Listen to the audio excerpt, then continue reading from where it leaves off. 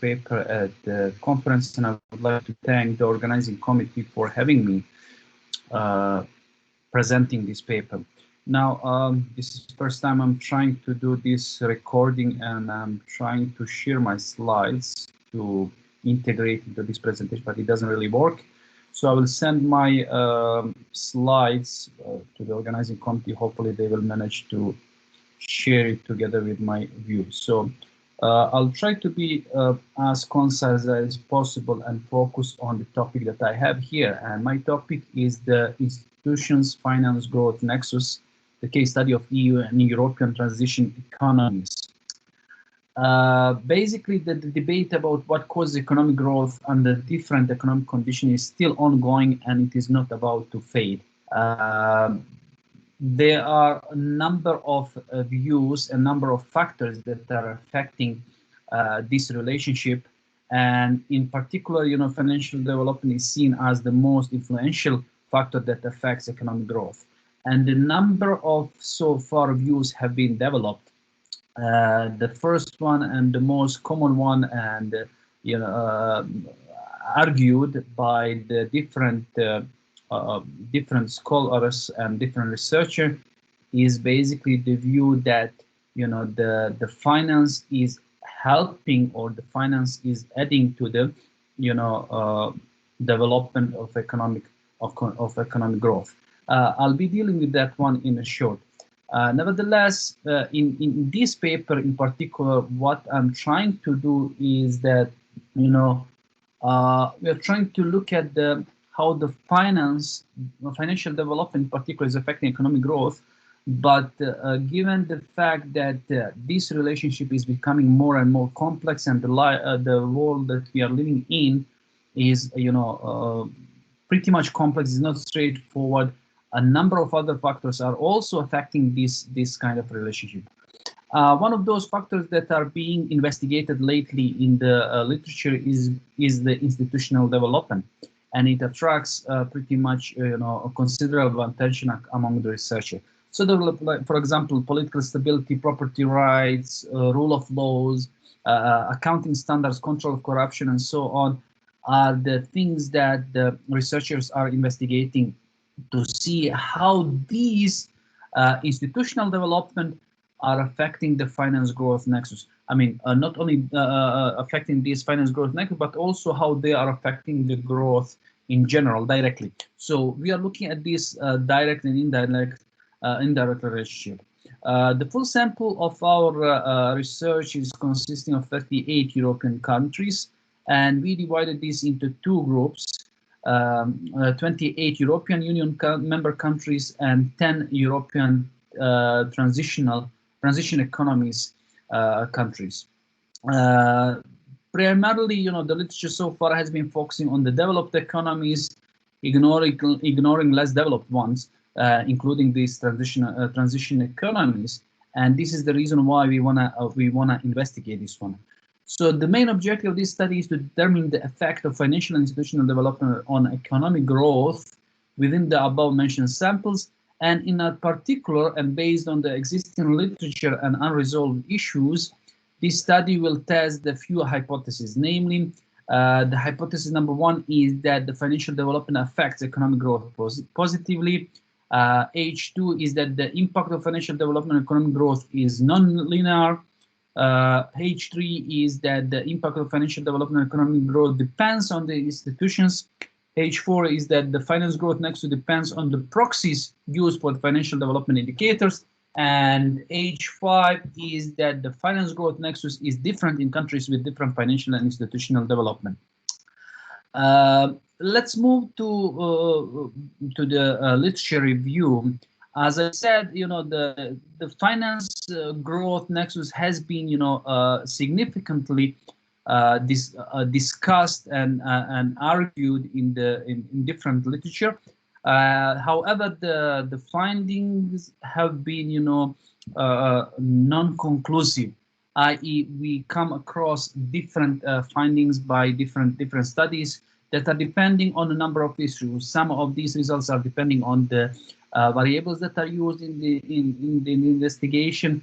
Some of them, they are depending on whether, what kind of the sample countries is used, the period, and so on and so forth. So, but nevertheless, when it comes to the finance growth nexus, there are four major views that surfaced. The most prevailing one that I mentioned at the beginning is this supply leading hypothesis, where it argues that the finance is the one that is leading to the economic growth, that leads the economic growth. The second view is the known as demand following hypothesis, which argues that basically the growth is the one that is affecting and leading to the financial development. The third view is the feedback hypothesis, or bidirectional relationship, whereby it seems that both finance and growth, they contribute positively to each other's development. And finally, recently some studies also discovered that there is no relationship between finance and growth, or neutrality hypothesis are also known. Be it as it may, the different studies, like I said, provide different conclusions. And there is also, this gives us, so to say, motivation to investigate this further and see how it is really going on in the selected sample countries. Nevertheless, as pointed earlier, the recent studies indicate that the other factors are also affecting directly and indirectly this finance growth nexus. So some of the studies indicate that there is a tripartite relationship, i.e. between institutions, finance, and growth, and this is increasingly attracting the focus from the researchers. So the several studies highlight the significance of the institutional quality or the development, such as political stability, property rights, rule of law, and so on this, and they are found to be important for the finance growth nexus. In fact, as pointed out by some studies, it seems that for finance to have the positive effect on growth, the institutional quality needs to reach a certain threshold. Otherwise, the impact of finance on growth would be a negative, or would be insignificant. In short, the institutional quality affects economic growth directly or indirectly through its impact on financial development. It has been documented in, for example, in the study that focused on the Middle East and North African countries, that financial development does not contribute to economic growth unless institutional development is taken into consideration. Furthermore, the efficient government and democracy contributes to the efficient institutions that ultimately contribute to the economic growth in case of Pakistan. So we see that these relationship and these developments are quite insignificant. So there is ongoing debate on the finance growth nexus that does not provide conclusive results, and sometimes even conflicting results. So this relationship is further complicated by the number of other factors that are affecting the economic growth, both directly and indirectly, through their impact on financial development. So this is the reason why we are trying to look at this tripartite relationship in case of European countries and traditional transition economies within the European countries, to see how this relationship is being manifested. So given this unresolved issue, the study represents an attempt to shed additional light on this institutions finance growth nexus, focusing on a couple of samples within the Europe that have different financial, economic, and institutional foundation. It is expected that the results will be would offer valuable insight to the policymakers and contribute to the existing literature.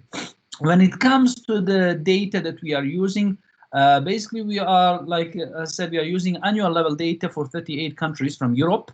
And furthermore, we are dividing this into two additional groups. One is the EU member states, 28 states from the EU. I don't need to mention that.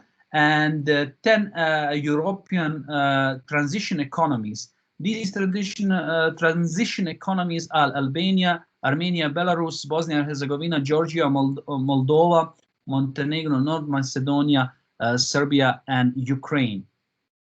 So these countries, these economies are relatively small, developing, and they are going through the transition from the planned to the market-based economy. So it is very much, worth looking at how these relationship, how these impacts are, how the growth is affected by the financial and the institutional development in these countries, and to see basically whether we have some difference. Now, in line with the existing literature, we are using our dependent variable is the real per capita GDP growth as a measure of economic growth.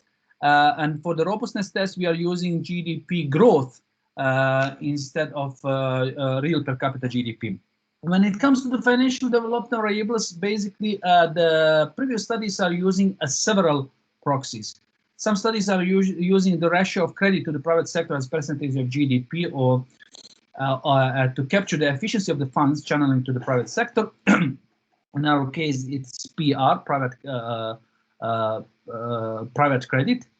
The others are using the ratio of liquid liabilities to GDP, or LL, liquid liabilities, to capture the financial sector size and depth.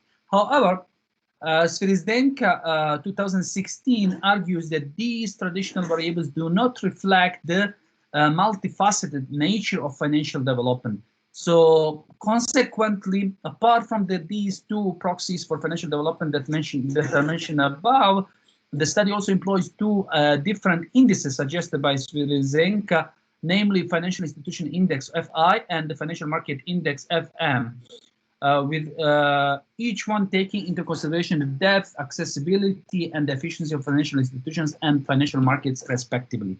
It is believed that these newly developed financial development indicators are more comprehensive, and they are providing better picture and understanding of the role of financial development in economic growth. Similarly, when it comes to the institutional development, it is also considered as a relatively complex and multidimensional concept, because the scholars are using different indicators. So this study relies on the two different measures. The first one is the institutional development, or the overall score provided by the Heritage Foundation. And the second one is the institutional quality index that is constructed based on the 6 indicators from the World Governance Indicator of the World Bank database. So these indicators are control of corruption, political stability, rule of law, regulatory quality, voice and accountability, and government effectiveness, developed by the Kaufman et al. 2010. Now, however, instead of examining each of these indicators separately, we follow some literature that use the PCA, or the principal component analysis. So we construct the institutional quality index using the principal component analysis to construct one simple indicator that takes into consideration all these 6 individual indicators. Apart from that, we are using a number of control variables, such as the gross capital formation as percentage of GDP, reflecting the overall economic development of the country, trade openness as measured on the sum of the export and imports of goods and services as percentage of GDP, representing the significance of the international trade and economic activity. We are using the government consumption expenditure as well as the proxy for the investment in physical capital. We are using human capital, which is measured by the primary school enrollment, percentage of gross, that represents basically the human capital development, and inflation rate measured by the GDP deflator annual percentage. Now, all these data are sourced from the World Development Indicator, World Governance Indicator, the Heritage Foundation, and this IMF Financial Development Index database. And they cover the period from 2002 to 2019. Study focuses on this period for a number of reasons. One is that in 2002, the euro was introduced, and 19 of the EU member states are also members of the European Monetary Union, that offers additional layer of financial and institutional quality. The second one is a number of the transition economies, in particular the Western Balkan countries, went through the turbulent times during the 1990s, and it took them some years to get their economies back on track. So both these reasons may affect the relationship that are the focus of this study. So that is the reason why we focus on this particular case.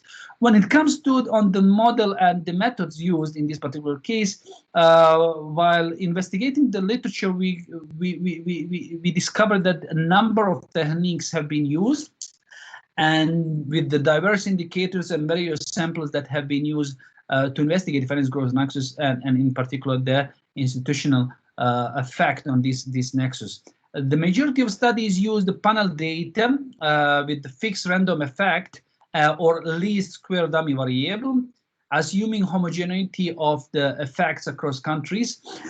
Some studies are also relying on the generalized method of moments, GMM estimation method for dynamic panel data, considering it superior to the other method. However, Nickel 1981 argues that the fixed effect and random effect results are biased and inconsistent, while Kvyat and Bruno and Ban and Kari indicate that the results produced by the LSDV, or at least square dummy variable, and GMM estimators are also inconsistent and suffer from finite sample biases. Now, that's the reason why we turn to the bias-corrected LSDV estimator, or LSDVC, which is developed by the Kvyat, and we are using the command in the data developed by Bruno. So in this case, we follow this model whereby we estimate the GDP on the legs of GDP, financial development, institutional development, and the number of control variable. Unfortunately, I hope that the organizer will be able to share my slides to see what the equation that we are using. So when it comes to the empirical results, we run several models, basically. The first model is the linear one, which is discussed in table 4. The second model is discussing the non-linearity. The reason is that the number of studies indicated that there could be a non-linear relationship between finance and the growth, and for that reason we wanted to investigate this non-linearity by introducing the square term for the financial development indicators. And the third model is the one that we are in particular interested here, to see the interaction between the institutions and financial development, i.e. how much to see whether the institutions are affecting finance growth nexus, or whether the financial development is basically affecting the relationship between institutions and the growth. So in particular, we in each table that we have, like I said, we have these 3 equations, and we are using the 4 financial development proxies, which are financial institutions, financial markets, FIFM, liquid liabilities, and private credits. And since we are using 3 samples, i.e. the overall sample from 38 countries, 28 countries, EU countries, and 10 transition economies, we have three subgrouping, or three subsamples, if we can say that. And that's the reason why we have in each table, we have 12 models. Now, moving to the discussion of the table 3, which represents basically linear relationship, we test the first hypothesis, which say that whether the finance contributes to the economic growth. In general, our results indicate that the financial institutions proxy by Sverzenka and private credit have significantly negative impact on economic growth in case of overall and EU sample countries, while liquid liabilities exhibit similar impact only in the overall sample. These results are in line with the number of studies, and in contrast to some other which are pointing, like this one, Russo and Wachel of 2019, who points that finance growth relationship is somehow fading. In contrast, the impact of financial markets on economic growth is insignificant in all subsamples with different signs. Okay, So we can contribute these results, to the transitional nature of these countries, especially for the transition economies that recently moved from the control-based to the market-based economies. During this process, what happened is that the financial liberalization took place, and in many cases, this was done without the proper expertise that made their markets open and vulnerable to the international factors. So all these contribute to the overall instability in those economies that could consequently make the financial development ineffective. In brief, based on the results, we cannot confirm the H1. Surprisingly, however, institutional development also sourced from Heritage Foundation has insignificant and predominantly negative impact on economic growth. This is in contrast to the previous studies that show the significant impact of institutional development. So even though the financial institution development is different in EU and T transitional economies, the results indicate no impact of institutional economic growth. The reason to this, for this, although somehow strange, could be that the effect of the institutional development has been amalgamated, with the financial development proxies in the case of EU countries. And second, transitional economies are way too immature to make any significant contribution to the growth, either directly or indirectly via financial development. These countries went from through this rapid privatization and market liberalization, and this may be, one of the reasons. Similar conclusions are also reported by some studies that are mentioned in our studies.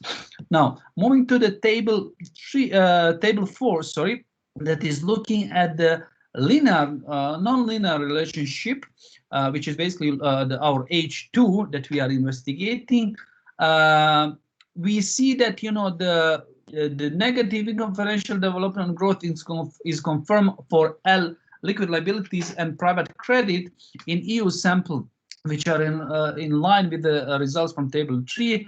However, our results do not support existence of the non-linear relationship in our sample countries, as majority of financial development square terms are insignificant. So basically, we in this particular case, we cannot say, or we reject the H hypothesis 2, which is basically saying that this finance growth nexus is non-linear.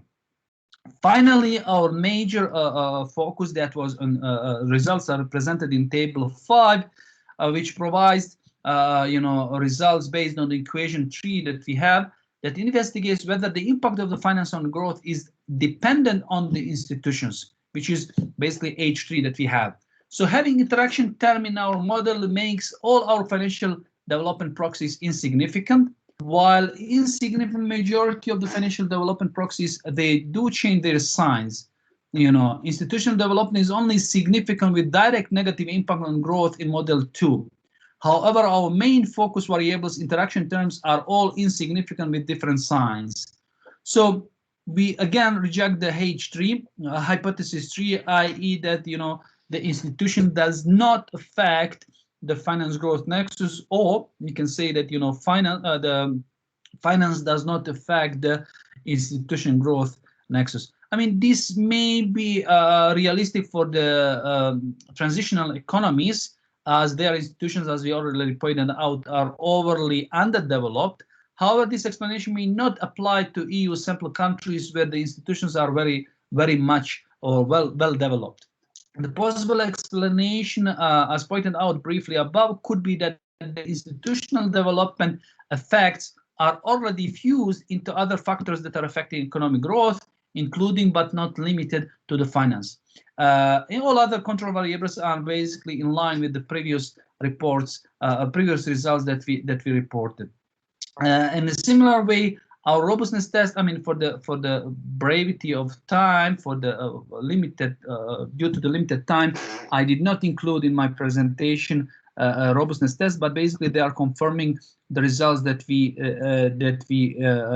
I found out in the previous. So to conclude, basically, the study is revisiting the finance growth relationship by focusing on the EU and transition economies and taking into account institutional development. Our results reveal that the impact of financial development and economic growth is in general negative when overall and EU sample are considered. The effect is, however, insignificant when transitional economies sample is used. Furthermore, even though the financial and institutional development are at the different levels in the EU and transition economies sample countries, the results indicate no impact of institutions on economic growth at all. So it could be that the effect of institutions are integrated within financial development proxies in case of EU, and that these institutions are immature in the transition economy to make impact on growth. All in all, our main and robustness results indicate that the impact of finance on growth is either significantly negative or insignificant altogether, and this relationship is primarily linear. In addition, institutions have no impact on growth either directly or indirectly via finance in all our sample. Hence, we find no support for our hypothesis 1, 2, and 3. However, the evidence support hypothesis 4 and 5, showing that the finance growth nexus depends on the proxies used for the financial development and on the level of the financial institution development within the sample countries. I hope that this presentation was useful for the further discussion, and I'm welcoming any comments from the participants. My apologies again for not being able to share my slides. Thank you very much, and wishing you all the best.